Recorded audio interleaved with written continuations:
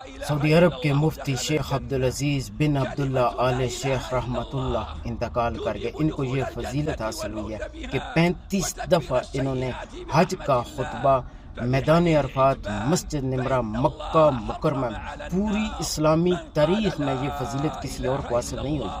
35 दफ़ा, लाखों करोड़ों मुसलमान नहीं, अरबों लोगों ने जो हज अदा किया है, उसका जो खुतबा दिया गया था वो शेख अब्दुल अजीज़ ने अदा किया। 81 साल इनकी उम्र थी। सारी जिंदगी तौहीद पर रहे हैं, तौहीद ही पढ़ी है और तौहीद पर ही दर्स दिया है।